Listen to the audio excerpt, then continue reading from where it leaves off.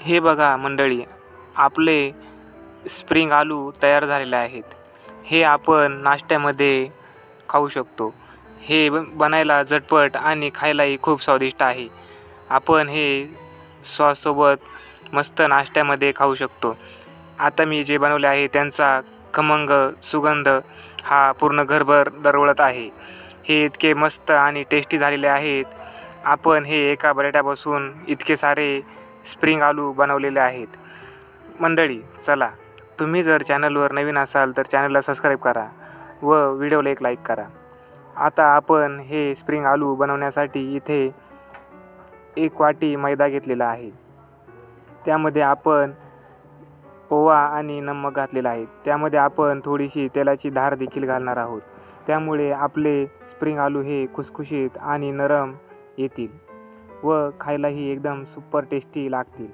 आपण हे व्यवस्थित मिश्रण कालवून घेत आहे. हे मिश्रण जास्त पातळ नाही आणि जास्त घट्ट नाही, मीडियम असावे.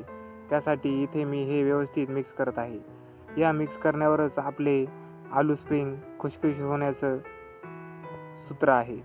मंडळी आता हे मी व्यवस्थित मळून घेतलेलं आहे. हे बघा किती नरम, आता हे हाताला चिटकत नाही आहे.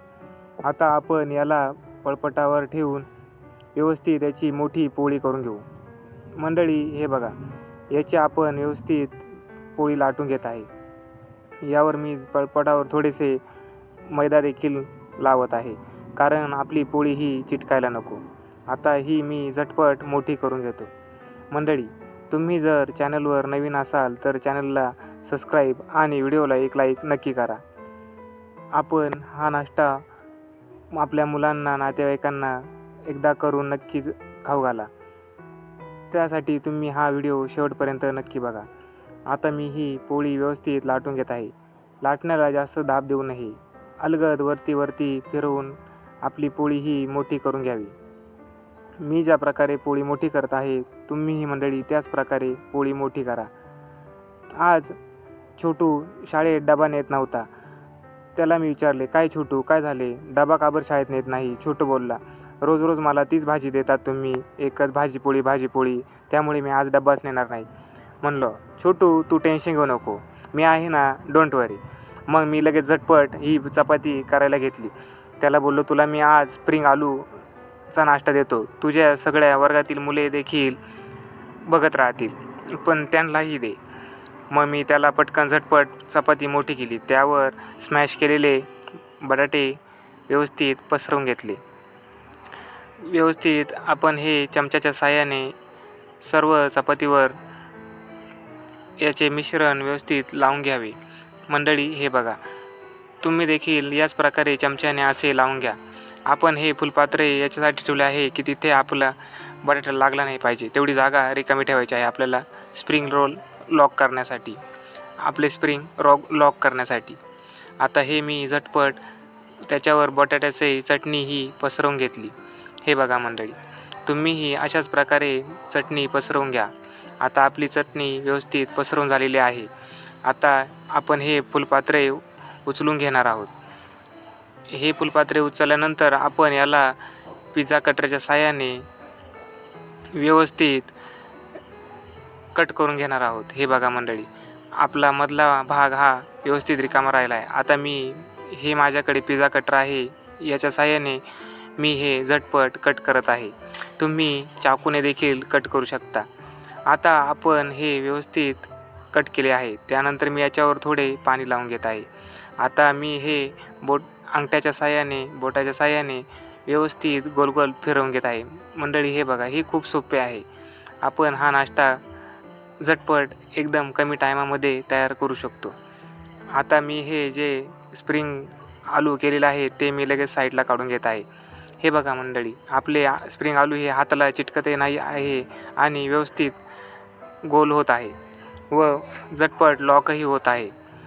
आता मी हे पटपट सारे गोल करून घेतो.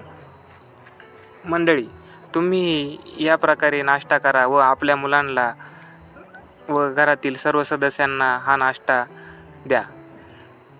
आज छोटू डबा खूप आवडीने घेऊन जात आहे. छोटूला खूप उत्सुकता लागलेली आहे. हे बघा मंडळी, किती भारी आणि खमंग असे आपण याला तळणार आहोत, पण अजून थोडा टाईम आहे. तर मी हे अशा प्रकारे गोल गोल फिरवत आहे, जेणेकरून यांचा आकार आणि डिझाईन ही आकर्षक आणि दिसायलाही सुंदर आणि खायला खूपच स्वादिष्ट आणि कुरकुरीत लागेल.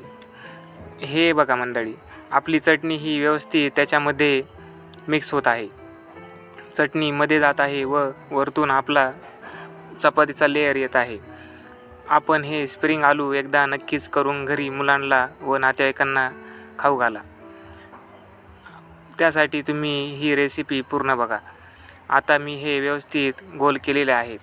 तुम्ही बघू शकता याची डिझाईन व आकार किती सुंदर आणि छान आलेला आहे. याचा डिझाईन आणि आकार इतका सुंदर आलेला आहे की समोरच्याला बघताच तोंडाला पाणी सुटते. आणि याच्यासोबत जर सॉस घेतला तर सांगावेच काय, इतकी टेस्ट जबरदस्त येते आणि त्याचा सुगंध इतका मस्त सुटतो का बस कधी. आता मी हे सर्व झटपट तळून घेणार आहे. त्याआधी तुम्हाला मी हा आकार दाखवतो. किती बघा मंडळी, किती सुंदर आणि लेअरवाला स्प्रिंगवाला आकार तयार झालेला आहे. हे बघा किती सुंदर. मंडळी तुम्ही याच प्रकारे हलक्या हाताने वरती स्प्रिंग करा. आता मी इथे गॅस हा पेटवून घेतो. त्यावर कढई ठेवतो. त्यामध्ये आपल्याला तळण्यासाठी थोडेसे तेल लागेल. आपण जास्त तेलही वापरू नये. या नाश्त्याला तळण्यासाठी जास्त तेलही लागत नाही. आता मी इथे झटपट आपले स्प्रिंग आलू त्यामध्ये तेलात टाकून घेतो. आता हे आपण अधूनमधून हलवत राहावे, नाहीतर ते खाली लागून जळू शकतात. त्यामुळे आपण इथं हे व्यवस्थित कुरकुरीत भाजून घ्यावे. हे बघा मंडळी, आता मी इथे गॅसची फ्लेम थोडी जास्त केलेली आहे व अधूनमधून मी ते आपले स्प्रिंग आलू हलवत आहे, जेणेकरून ते खाली जळू नये व व्यवस्थित सर्व बाजूंनी भाजले गेले पाहिजे, तळले गेले पाहिजे. ते सर्व बाजूंनी तळले तरच ते कुरकुरीत आणि मस्त लागतील. मंडळी, या आलू स्प्रिंगचा इतका खमंग वास घरामध्ये दरवळत आहे. पूर्ण घरामध्ये या स्प्रिंग आलूचा सुगंध पसरलेला आहे. यामुळे आपला हा नाश्ता इतका सुंदर आणि मस्त झालेला आहे की पूर्ण घरात खूपच सुगंध झालेला आहे. व बाकीचे जे मंडळी आजूबाजूला बसलेले आहे त्यांच्यासुद्धा तोंडाला खूप पाणी सुटलेलं आहे. असा नाश्ता हा झटपट होणारा व खायलाही पौष्टिक असा नाश्ता आहे. हा तेलकटही नाही. हे बघा मंडळी, आपले स्प्रिंग आलू तयार आहे.